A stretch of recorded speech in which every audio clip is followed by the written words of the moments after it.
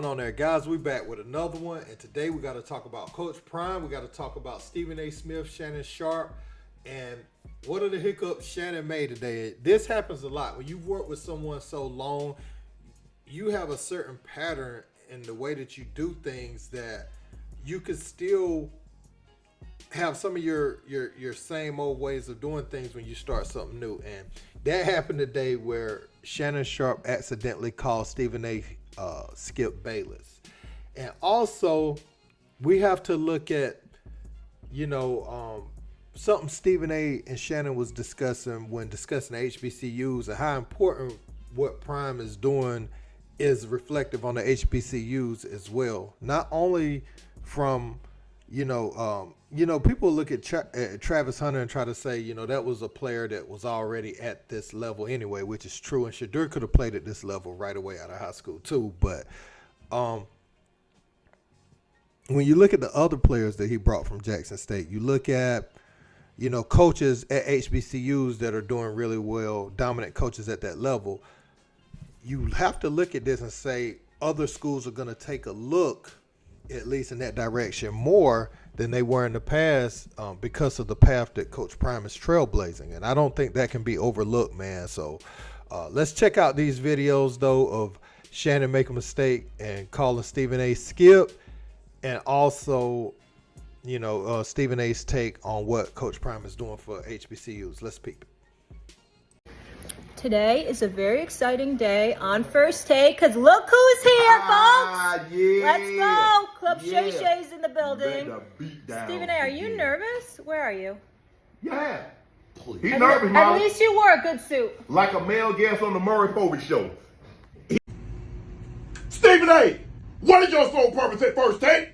To do whatever you tell me to, drill sergeant. That's a brilliant idea. You must be a damn genius. You must have an IQ of 160. Now get the First Take. Hold on. I run this show. I don't care what drill sergeant is. You heard me? First Take's in the house. This is a new day, baby. Is KC on upset alert if they don't get Jones back? Yes, because if you think about it, the Lions were picked to win that division, Skip. I'm sorry. Okay, it's all right, it's all right. Stephen A. Hey, you know what, Skip? Skip, it's okay. It's okay. It's been 7 years. Stephen A. Right, I got you. Said what he said, and he was getting at reporters. The only part that always makes me uncomfortable when coaches do that, even anybody does that in the sport of football, is so violent.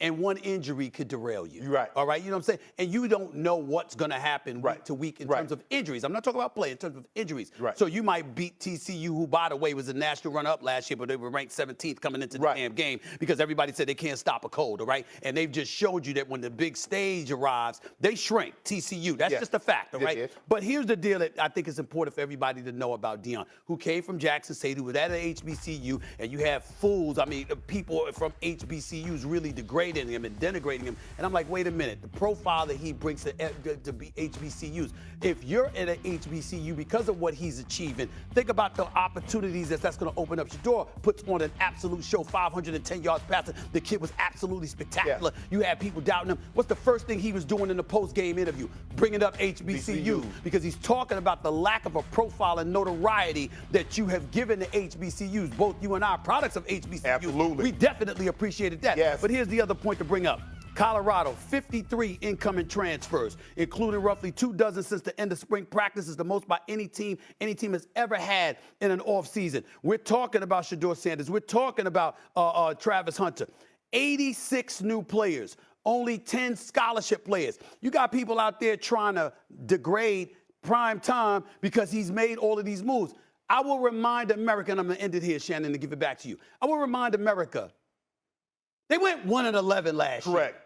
1-11. Right. Okay? When you're losing, they lost, not scored. They lost by an average of 29.1 points per game, the highest in the nation.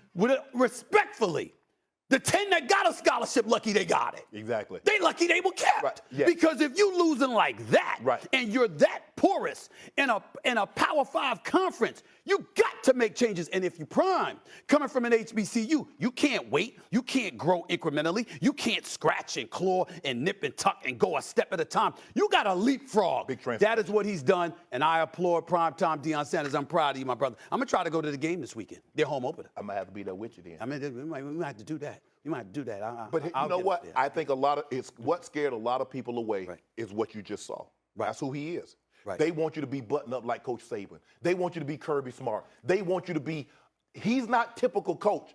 He's going to give you catchphrases. He's going to say, we coming. We believe. Do you believe? Mm-hmm. We got dogs. We got leaders.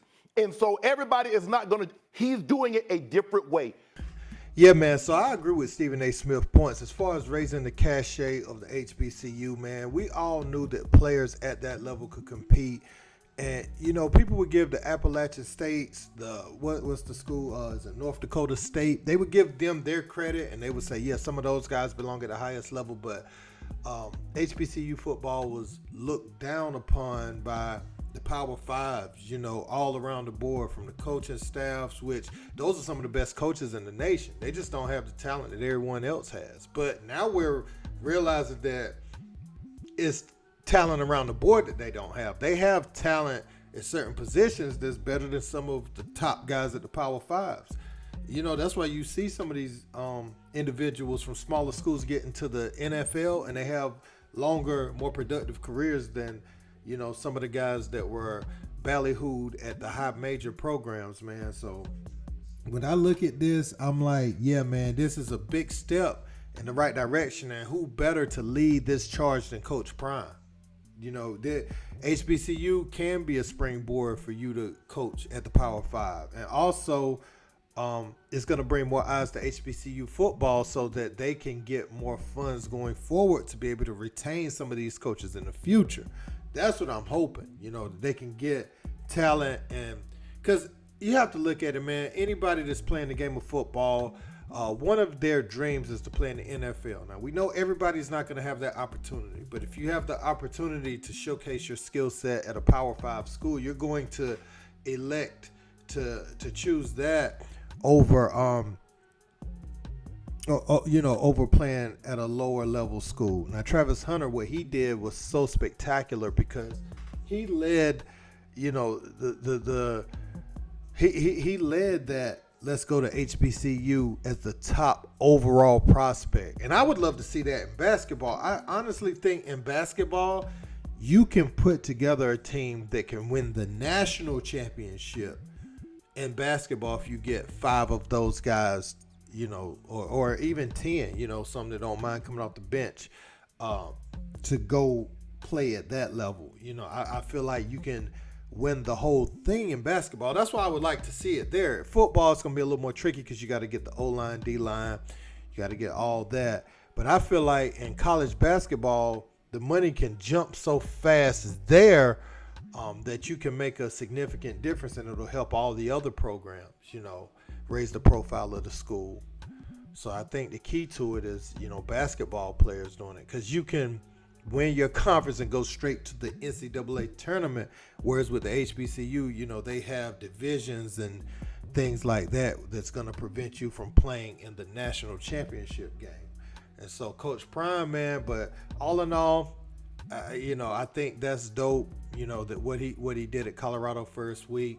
You know, Shannon calling Stephen A. Skip, that was kind of funny, man. But let me know what you guys think about all this in the comments. Don't forget to like, share, and subscribe. Until next time, peace.